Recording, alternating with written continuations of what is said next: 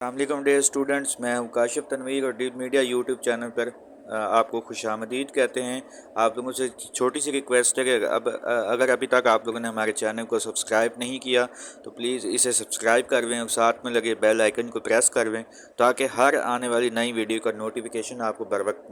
مل سکے۔ چلیں اسٹریٹ اوے ہم اپنے ٹاپک کی طرف آتے ہیں۔ آج کا ہمارا جو ٹاپک ہے وہ ہے مونٹیگیو چیمسفورڈ ریفارمز۔ اس کا ایک دوسرا نام گورنمنٹ آف انڈیا ایکٹ 1919 بھی ہے۔ تو پہلے تو یہ کہ مونٹیگیو چیمسفورڈ ریفارمز کے بارے میں آپ کو یہ پتہ ہونا چاہیے کہ یہ آخر ایسی کیا ریزن ہوئی کہ یہ مونٹیگیو چیمسفورڈ ریفارمز جو تھے خاص طور پہ برٹشرز کو یہ پیش کرنا پڑی۔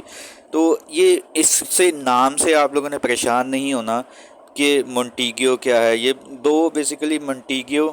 اور چیمسفورڈ دو شخصوں کے نام ہیں۔ انہوں نے مثال کے طور پہ گورنمنٹ وائس رائے اور secretary of state for Indian affairs, ان دونوں نے مل کر ایک پلان کیا اور اس طریقے سے کچھ جو ریفارمز تھی بر صغیر کے اندر انہوں نے کہا کہ اس کو یہ ضرور لانی چاہیے۔ تو ایک طرف سے دیکھا جائے تو یہ جو لکھنؤ پیکٹ کے اندر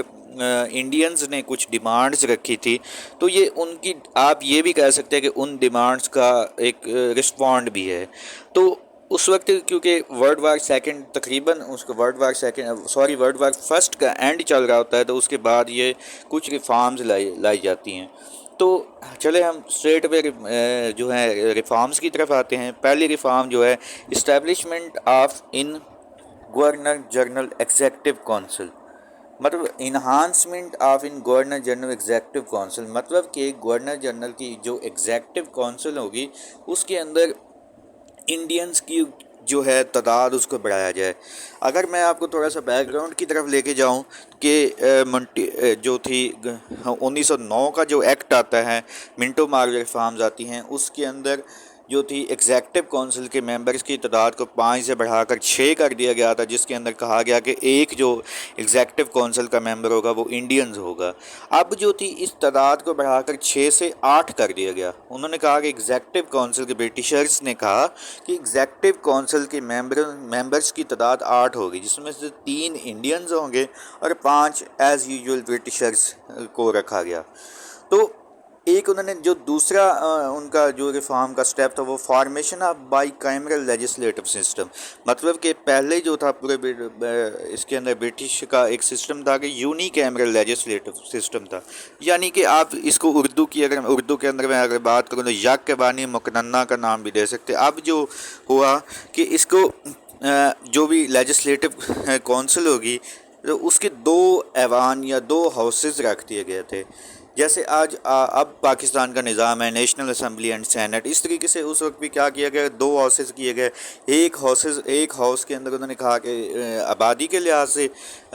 تمام لوگوں کو ایکول ریپریزنٹیشن دی جائے گی، تمام پروونسز کو، اور ایک پروونس کے اندر جو بھی الیکٹڈ ممبرز جو ہوں گے ان کو الیکشن کے تھرو مثال کے طور پر ان کو دی جائے گی، شرکت دی جائے گی، ریپریزنٹیشن دی جائے گی۔ آگے انہوں نے تیسری جو تھی ڈیمانڈ، اس کے اندر انہوں نے ڈویژن آف پاورز کو، مطلب کہ جو بھی تھا برصغیر کے اندر اس کو ڈیوائیڈ کر دیا گیا۔ کچھ عہدے جیسے ایجوکیشن ہو گیا، ہیلتھ ہو گیا، اس کے علاوہ لوکل گورنمنٹ لیول کے پر، یعنی کہ لوکل گورنمنٹ جو تھی، یہ کچھ اسمال قسم کے آپ کہہ لیں کہ عہدے تھے، یہ انہوں نے جو تھے انڈینز کو دے دیے۔ اس کے علاوہ فارن پالیسی ہو گیا، کرنسی ہو گیا، فائنانس ہو گیا، یہ سارے جو اہم عہدے تھے وہ انہوں نے اپنے پاس ہی رکھے تھے۔ آگے چلتے ہیں نیکسٹ ڈیمانڈ کی طرف۔ Separate electorate for Muslims were maintained, مطلب کہ مسلمانوں کا جو سیپریٹ الیکٹوریٹ کا مطالبہ تھا جو 1909 کے اندر انہوں نے برٹش گورنمنٹ نے اس کو مان لیا تھا، اس کو 1919 کی جو گورنمنٹ آف انڈیا ایکٹ یا آپ کہہ سکتے ہیں مونٹیگیو چیمسفورڈ ریفارمز آتی ہیں، اس کے اندر بھی اس کو ویسے کا ویسے برقرار رکھا جاتا ہے۔ اچھا، پوائنٹ 5 کی طرف آتے ہیں۔ پوائنٹ 5 یہ ایک بڑا امپورٹنٹ پوائنٹ تھا جس کا مطالبہ خاص طور پہ لکھنؤ پیکٹ کے اندر بھی مسلمانوں نے کیا تھا، انڈینز نے کیا تھا۔ Salary of secretary of state should be given by British budget, یعنی کہ مسلمانوں نے انڈینز نے یہ مطلب کہ ڈیمانڈ کی تھی کہ ان لکھنؤ پیکٹ کے اندر ایک سیکرٹری آف اسٹیٹ کے عہدے کی ضرورت ہی کیا ہے۔ کیوں مطلب کہ خاص طور پہ پہلے یہ ہوتا تھا کہ اس کو جو بھی سیلری دی جاتی تھی وہ انڈین کے خزانے سے دی جاتی تھی سیکرٹری آف اسٹیٹ کو، تو اسی وجہ سے انڈینز نے یہ ڈیمانڈ کی کہ سیکرٹری آف اسٹیٹ کا عہدہ ختم کر کے اس کی جگہ پہ آپ اسسٹنٹ سیکرٹری آف اسٹیٹ رکھ لیں، جس کے اندر 2 ممبرز ہونی چاہیے، ایک انڈین ہو ایک برٹش ہو، تاکہ ہر طرح کا جو بھی بل ہو وہ جو کوئی بھی ڈیمانڈ پیش کی جاتی ہے وہ انڈینز کو بھی پتہ چل سکے۔ تو اس کا برٹشرز نے حل یہ نکالا، انہوں نے کہا کہ ٹھیک ہے ہم آپ کی بات مانتے ہیں کہ سیکرٹری آف اسٹیٹ کا جو بھی سیلری ہے وہ آپ کے ہم انڈینز کے خزانے سے نہیں بلکہ برٹش جو ہے برٹش بجٹ سے ڈائریکٹلی دے دی جایا کرے گی۔ تو اس طریقے سے یہ اس کو پورا کیا گیا۔ آگے setting up of a commission of 10 years, مطلب یہ کہ انہوں نے کہا کہ ہر 10 سال کے بعد ایک کمیشن بنایا جائے گا جو برصغیر کے خاص طور پہ حالات کا جائزہ لیا کرے گا، وزٹ کیا کرے گا، اور اس طریقے سے اگر جو خاص طور پہ انڈینز ہوں گی ان کو کوئی بھی نئی ڈیمانڈز یا کسی چیز کی ضرورت ہوگی تو وہ فوری طور پر مطلب کہ اس کو آبزرو کیا جائے گا، آئیڈینٹیفائی کرنے کے بعد کوشش کی جائے گی کہ ان کو دور کی جائے گی۔ اس کے نتیجے کے طور پر سائمن کمیشن بھی آیا تھا، وہ آگے ہم دیکھیں گے کس طریقے سے اس کو کانگریس نے تو صرف اس کو یہ کہہ کر ریجیکٹ کر دیا تھا کہ ہم نے اب صرف اور صرف آزادی کی بات کرنی ہے، اور مسلم لیگ نے سائمن کمیشن پر یہی ریئیکشن دیا تھا کہ جو ہے